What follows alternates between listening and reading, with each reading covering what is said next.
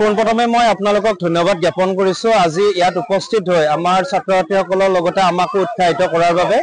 আজি আমাৰ বিদ্যালয় সপ্তাহৰ দ্বিতীয়টো দিন আৰু এটা আমাৰ প্লেনিং আছিলে যে ছাত্ৰ-ছাত্ৰীসকলৰ যে জোখমাখ বা ওজনৰ ধাৰণা লগতে সামাজিকীকৰণ কৰাৰ বাবে তেওঁলোকৰ দক্ষতা বৃদ্ধিৰ বাবে এটা অনুষ্ঠানৰ আয়োজন কৰা আৰু সঁচাকৈ আজি ভাল লাগিছে আমাৰ ছাত্ৰ-ছাত্ৰীসকলে যিখিনি তেওঁলোকৰ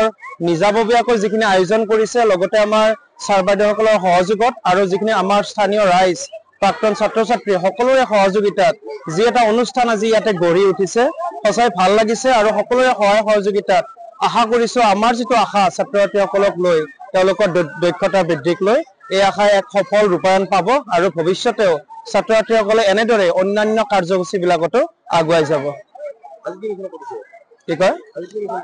আজি আমাৰ বিদ্যালয়ত আপোনাৰ এইটো থলুৱা বজাৰৰ আয়োজন কৰা গৈছে। আমাৰ যিখিনি লোকেল লাড়ু পিঠা বা কাপোৰ আমাৰ যিখিনি ঘৰত বনোৱা কাপোৰ বা আমাৰ খাদ্য সামগ্ৰী আপোনাৰ খাদ্য সম্ভাৰ গোটেইখিনি আমাৰ থলুৱা সামগ্ৰী একেবাৰে আপোনাৰ কচুৰ পৰা ঔটেঙাটোলৈকে গোটেইখিনি আমাৰ ইয়াতে ছাত্ৰ-ছাত্ৰীসকলক অনাৰ ব্যৱস্থা কৰা হৈছে আৰু যাতে এই ব্যৱস্থাৰ জৰিয়তে তেওঁলোকে শিকিব পাৰে যে আমাৰ মা দেউতাইনো কেনেদৰে আমাৰ ঘৰত কিমান কষ্ট কৰি কেনেকুৱাকৈনো মা দেউতাই আমাৰ ঘৰ চম্ভালিছে বা এগৰাকী বেপাৰীনো ব্যৱসায়ীনো কিমান কষ্ট জীৱনটোৰ আঁৰত যাতে তেওঁলোকে অনুভৱ কৰিব পাৰে সেই উদ্দেশ্য আগত ৰাখি এই থলুৱা বজাৰৰ আয়োজন কৰা হৈছে। বাণী বিদ্যাপীঠৰ ফিল্ডত এখন থলুৱা বজাৰ অনুষ্ঠিত কৰিছো আৰু এই থলুৱা বজাৰ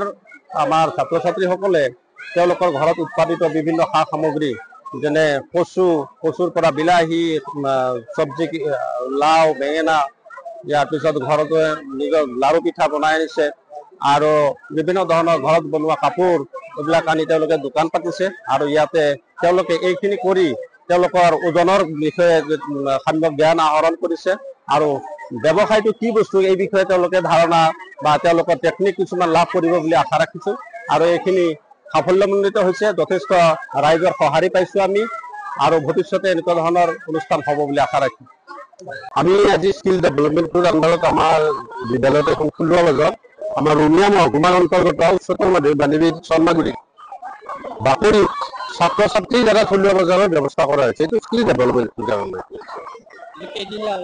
এইটো আজি অকল এই বজাৰটো আজিয়ে বাকী কাৰ্যসূচী আমাৰ 7 দিন চলিব